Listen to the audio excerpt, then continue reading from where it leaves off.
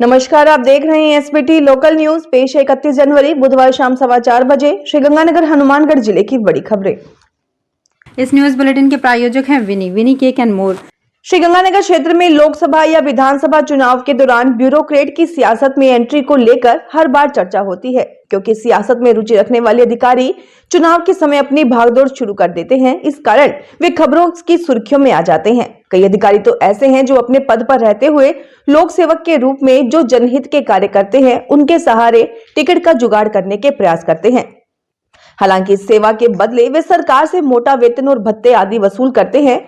लोगों का मानना है कि अधिकारियों की राजनीति में एंट्री और टिकट की दावेदारी जताना तो सही है, इसमें कोई शक नहीं है, क्योंकि शिक्षित और अनुभवी लोग राजनीति में आएंगे तो इसका कहीं न कहीं फायदा जरूर मिलेगा। लेकिन सेवा में रहते हुए श्रेय लेकर चुनाव लड़ना सही नहीं है। कुछ अधिकारी सरकारी सेवा में रहते हुए किए गए कार्यों को भुनाकर बिना सामाजिक कार्यों के राजनीति में करियर बनाने का प्रयास करते हैं। ऐसे लोगों को सफलता मिलने की संभावना कम ही रहती है, क्योंकि जनता सच्चाई से वाकिफ है। उन्हें पता है कि सरकारी सेवा में रहते हुए किए गए कार्य तो उनकी ड्यूटी का हिस्सा है, न कि समाज सेवा। श्रीगंगानगर में बीते 3 माह में विधानसभा चुनाव और आचार संहिता के चलते प्रॉपर्टी बाजार स्थिर रहने से राजस्व को भी झटका लगा है। श्रीगंगानगर के उप पंजीयक कार्यालय में दर्ज राजस्व के आंकड़े इस बात की पुष्टि कर रहे हैं।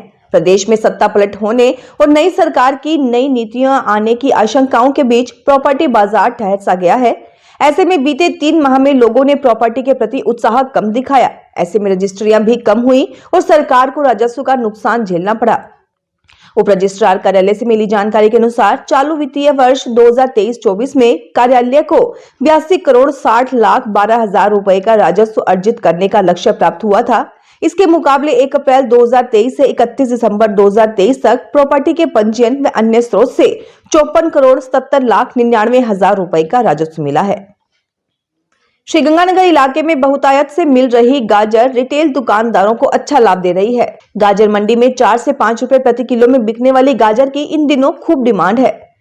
अच्छी क्वालिटी की गाजर आसानी से 10 से 12 रुपए प्रति किलो में बाजार में बिक रही है। इससे छोटे व्यापारियों को लाभ हो रहा है। शहर से सटे गांव साधुवाली के कुछ लोगों को तो गाजर अल्पकालीन रोजगार भी देती है। साधुवाली की गाजर मंडी के पास गाजर बेच रहे विजेश का कहना है कि वह आमतौर पर वर्ष के अधिकांश समय मेहनत मजदूरी करता है, लेकिन गाजर के प्रोडक्शन के समय साधुवाली में मंडी के पास ही 8 से 10 रुपए प्रति किलो में गाजर बेच लेता है।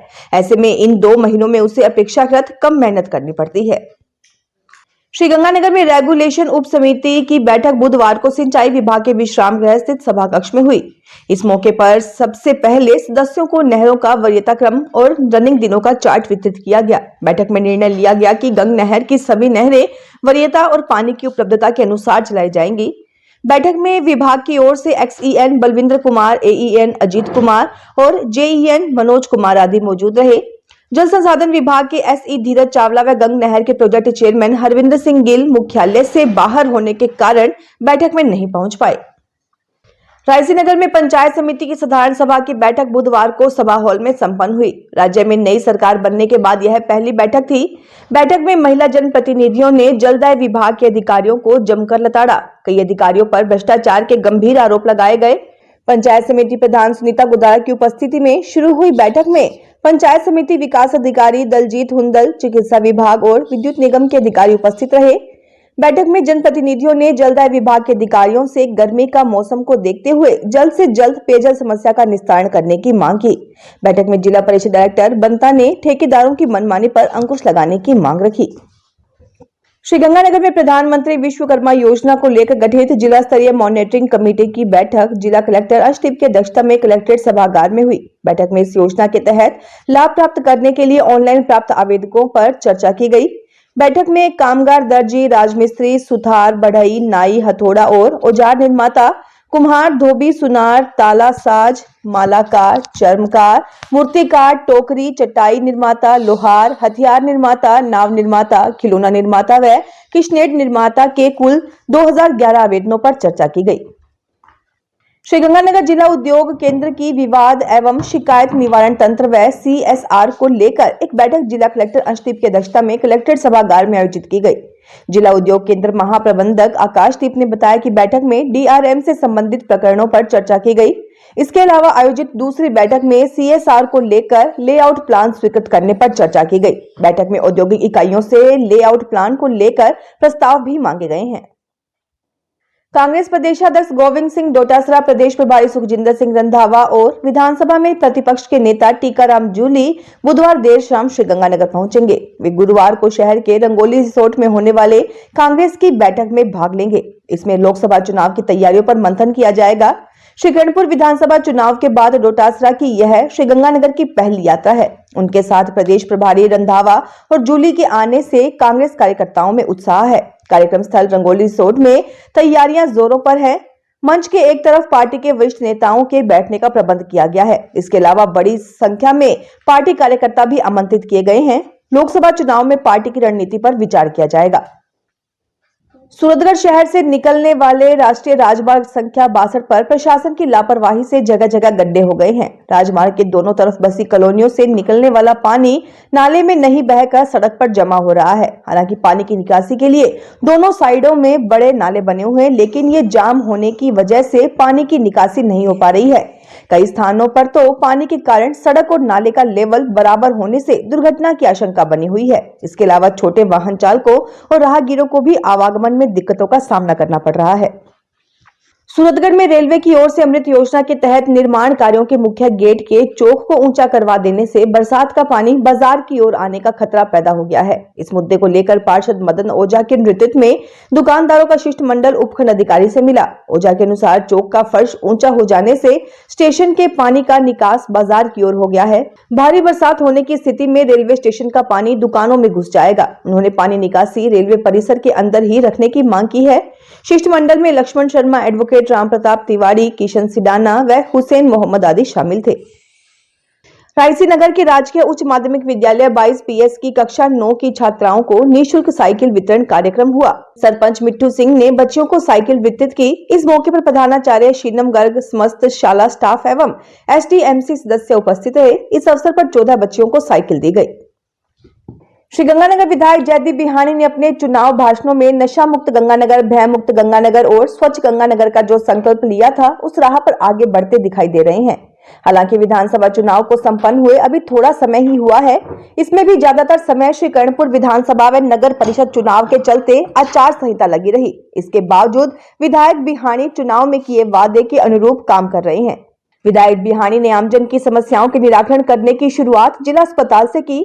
उन्होंने जिला अस्पताल में सुझाव पेटिका लगवाई ताकि सबसे पहले चिकित्सा से संबंधित समस्याओं को दूर किया जा सके। विधायक जयदीप बिहानी के अनुसार इलाके के प्रमुख सार्वजनिक स्थलों पर आने वाले समय में और भी सुझाव पेटिकाएं लगवाई जाएंगी। सूरतगढ़ शहर में बढ़ रही आपराधिक घटनाओं पर रोक लगाने के उद्देश्य से पुलिस प्रशासन ने PG संचालकों व लाइब्रेरी संचालकों के साथ बैठक की।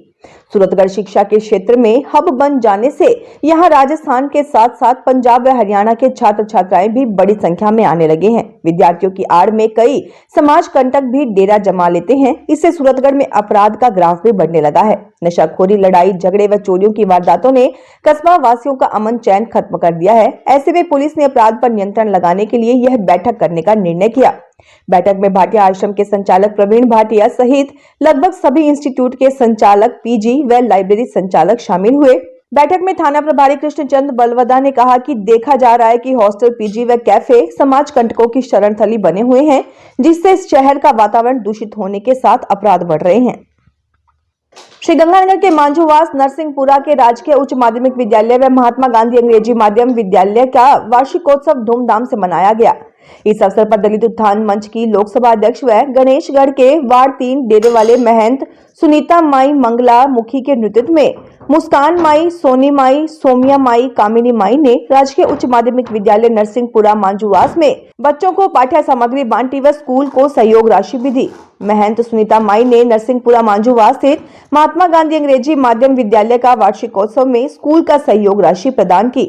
इस अवसर पर दलित उत्थान मंच की लोकसभा अध्यक्ष महंत सुनीता माई मंगला मुखी और मुस्कान माई ने कहा कि एक रोटी कम खाओ पर अपने बच्चों को शिक्षित जरूर करो।